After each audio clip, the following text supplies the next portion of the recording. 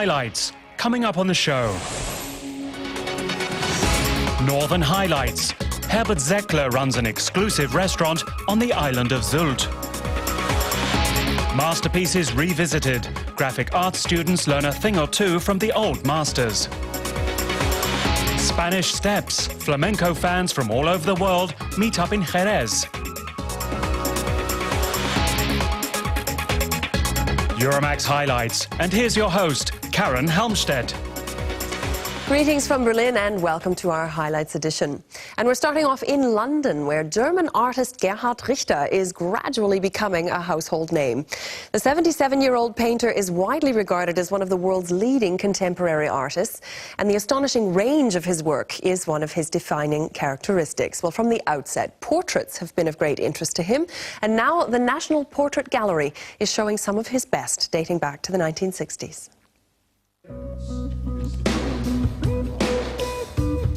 Gerhard Richter at his solo exhibition in the National Portrait Gallery. This is the first show to bring together all his portraits of his family, providing a glimpse of the private life of a man who tends to avoid the public eye.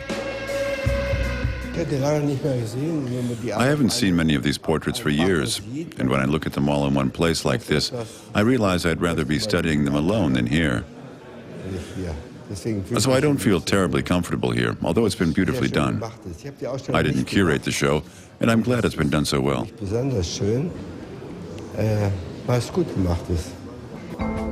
Richter's wife Sabina Moritz, in a portrait that evokes Vermeer's woman reading a letter.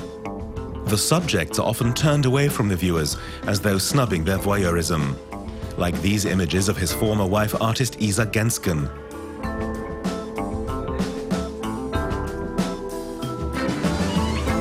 And this one of his eldest daughter, Betty.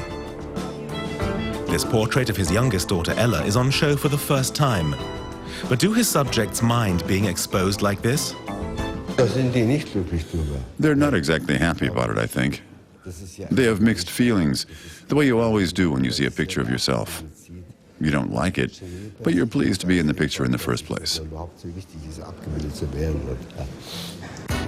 Some 80 of Richter's portraits are on show at the National Portrait Gallery on Trafalgar Square. In the 1960s, he began working from snapshots and newspaper clippings. Many paintings are a grainy black and white. This paparazzi shot features Brigitte Bardot and her mother. The technique is certainly intriguing.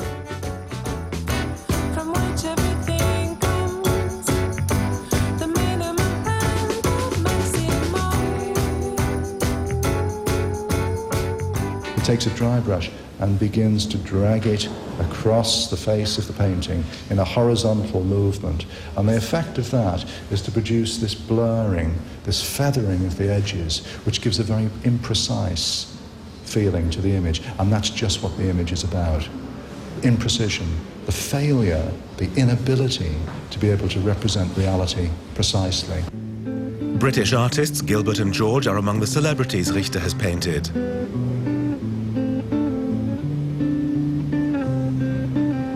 As is Jackie Kennedy, just after the assassination of her husband. In 1972, Richter unveiled his 48 portraits at the Venice Biennale. They included paintings derived from pictures in an encyclopedia of figures such as Albert Einstein, Thomas Mann, Franz Kafka and Graham Greene.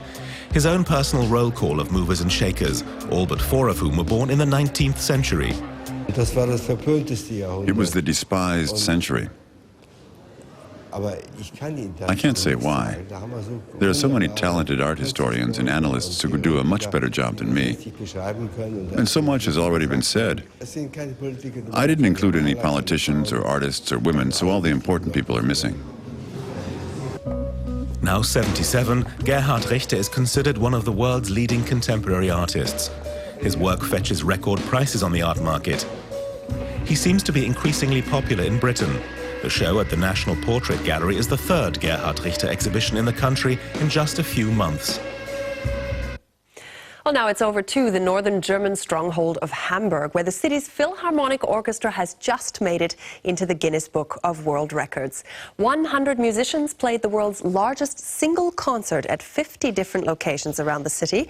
It was an original way to get the music out to a maximum number of people, and a daring number for conductor Simone Young. 80 meters above central Hamburg. Simone Young is conducting the Hamburg Philharmonic from up here. Her musicians are scattered across the city and can only see the conductor on a monitor. They're playing Brahms' Second Symphony. Via a loudspeaker, they can hear an earlier recording of the same concert. This fish market hall is one of 50 different locations where the musicians are giving a free performance.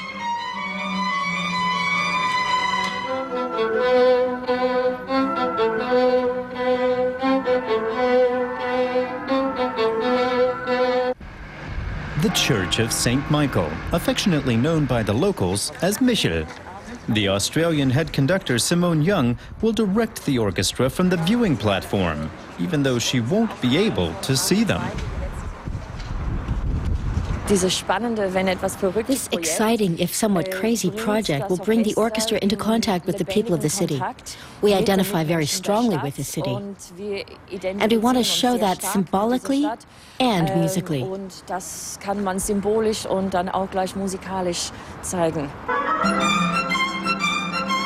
First violinist Monika Brugeyer and her colleague Dylan Naylor are performing at the fish market.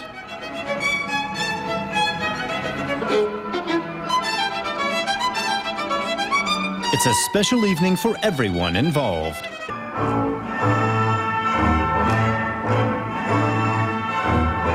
Double bass player Tobias Grover is playing in the foyer of the Hotel Atlantic. 71 orchestra members are playing at 50 venues to a total audience of 10,000.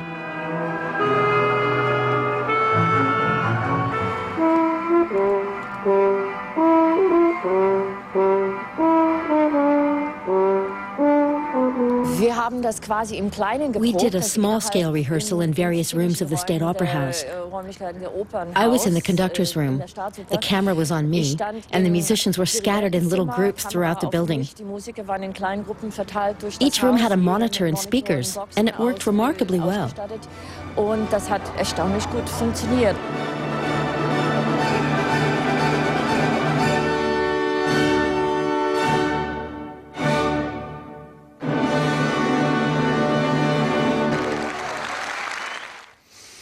Well, just a few hours' drive north of Hamburg is Germany's North Sea island of Sylt, and it was 31 years ago that Herbert Seckler set up a snack bar there on the beach. Well, the humble establishment grew to become the Zanzibar, Germany's most famous beachfront eatery, and now the German edition of the Go Mio Guide has named him this year's top restaurateur. Herbert Seckler and the Zanzibar, one of the best-known restaurants in Germany. His eatery is famed for its freshly caught fish from the North Sea it overlooks. The restaurant can seat 180 guests and is full the whole year round. Erfolgsrezept fragen mich viele. People ask me if there's such a thing as a recipe for success. There's not. If there were, I'd copy it. It's not something I really think about, to be honest. I'm very busy. I work a lot. I'm just happy that everything's going smoothly here. The look and feel is on the rustic side. No white tablecloths here. And it's evidently a hit with diners. The atmosphere plays no small part in this case. The Zanzibar is a popular hangout among the celebrity crowd and those who'd like to belong to it.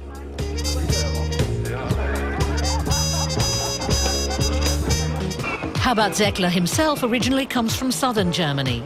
He moved to Sylt at the age of 22. The forerunner of the Zanzibar was a modest beachside snack stand, which Herbert Seckler set up 31 years ago. It was originally meant just as a way of earning money to finance his skiing holidays in Switzerland. But as business boomed thanks to the German jet set, Seckler decided to make the island his permanent home. The Zanzibar is now Sylt's best-known restaurant. All the dishes on the menu are Herbert Seckler's own personal concoctions. His key ingredients are fish and seafood, garnished with organic vegetables from farms in northwestern Germany. And he's now been named the best restaurant manager in the country. Now I've actually won this Go Mio award, and I have to admit I never thought it was possible. I'm very proud. 10 years ago, Herbert Seckler created his own Zanzibar clothing line. His brand logo is a pair of crossed cutlasses. The nautical collection now has fans across Germany and is available as far away as Moscow. But his most precious treasure is buried in the sand underneath the Zanzibar, the wine cellar. It can store up to 40,000 bottles. Herbert Seckler has also established himself as Sylt's foremost supplier of wine.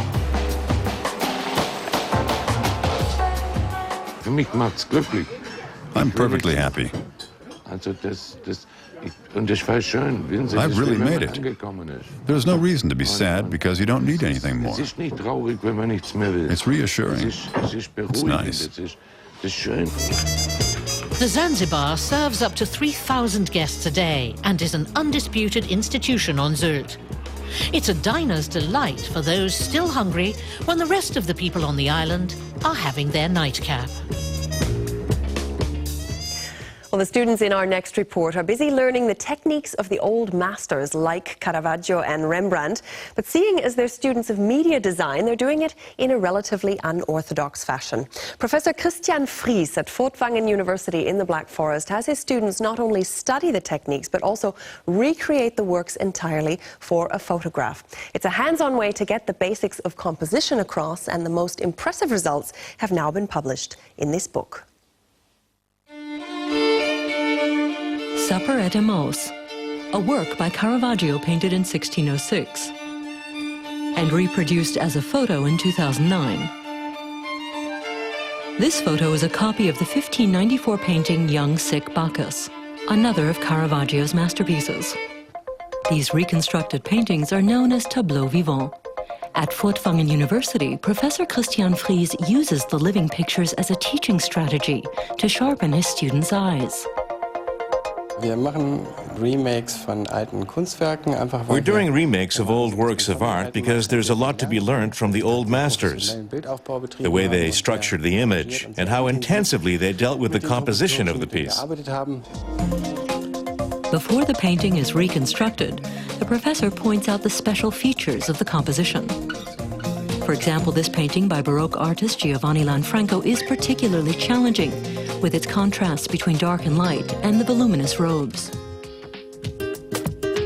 A makeup artist transforms the new media IT student into a Baroque model. It's an unusual experience. It's certainly different to be done up like this by a professional, by someone who really knows what they're doing when it comes to being photographed. And having your makeup done and being styled for the photo is fun. The idea is to get as close to the original as possible. The costumes are improvised. Materials are hung, robes put together. A staple gun is used to create the drapes. Every look, every gesture, everything has to be just right. Christian Fries and student Patrick Heneise take test shots to check whether the lighting in the studio reproduces the light contrasts in the painting. Where's the light coming from? What were the artist's thoughts about the lighting and the distribution of light? That's the most complicated aspect. And then to try and improvise the costumes so the photos look just like the paintings. But not everything is exactly as in the original. The students like to let their sense of humor shine through, too.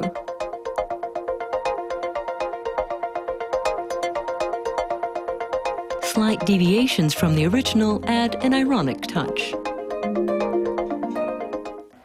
We sometimes get accused of being disrespectful in the way we put our own take on these masterpieces. All I can say is at least we're coming to grips with great art, in a way that few others ever do.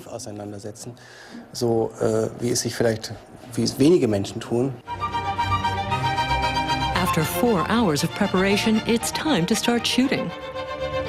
The background is added later on a computer. And the end result is almost identical to the original. The way people used to pose earlier, it's just not possible. It's really very uncomfortable and strenuous. I think the artists often painted in a way that looked good, but I'm not sure it was really like that.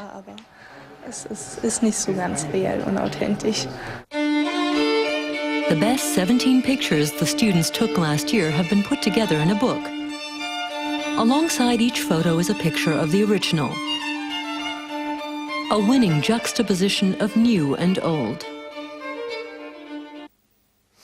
Well, new and old makes for a provocative mix in modern interpretations of flamenco dance and music, as we found in the city of Jerez in southern Spain, where one of the largest flamenco festivals is currently underway.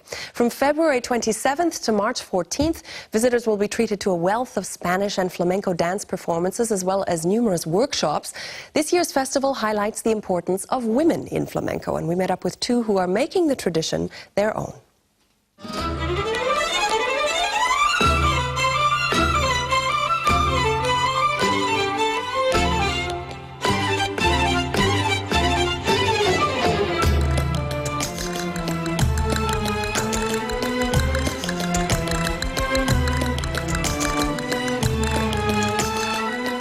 Dancing in the style of the Bolero school. This is the basis for all flamenco. Aida Gomez dances the complex moves and rhythms to perfection here at the festival in Jerez, in Andalusia. She says this type of dance is one of the hardest. It's very difficult to dance in the style of the Bolero school. You have to master the classical technique very well, and even then, some classically trained dancers can't dance the Bolero school because it's also about the tempo, the character and the technique of Spanish dance.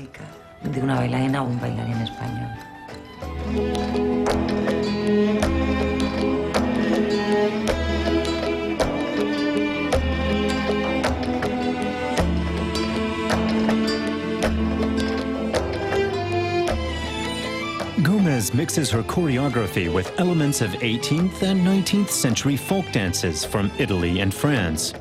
She tours the world with her show. The festival in Jerez is a springboard for the careers of upcoming artists like guitarist Mercedes Lujan. She'll give her first solo performance here. Few women play the flamenco guitar. Lujan is proud to have made it in a field dominated by men. Her family comes from the historic flamenco quarter of Jerez.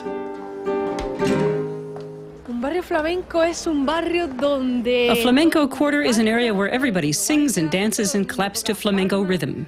It's a place where everyone loves flamenco and where the greatest and most famous flamenco artists were born, like Lola Flores.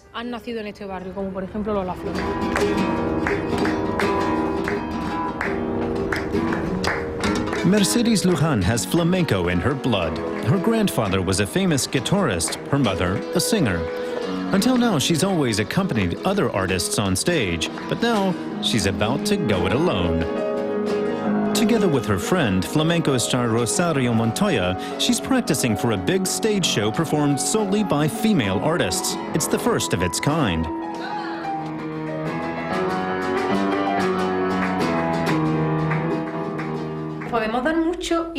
We can give flamenco a new edge. As women, we bring a different perspective. We have more sensitivity and more bite. I think women can infuse flamenco with a lot of new and positive things.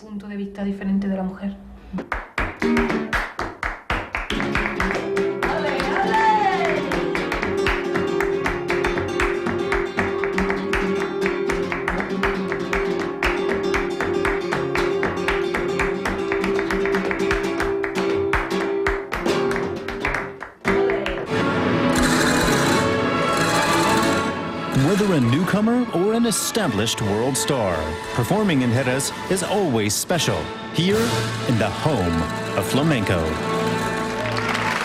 And don't forget, if you'd like to see some of those reports again, you can find them on YouTube. Just go to the website that you can see blended in on your screen. And that brings us to the end of yet another edition of our Euromaxx highlights. So thanks very much for watching, and from all of us here in Berlin, take good care and bye-bye.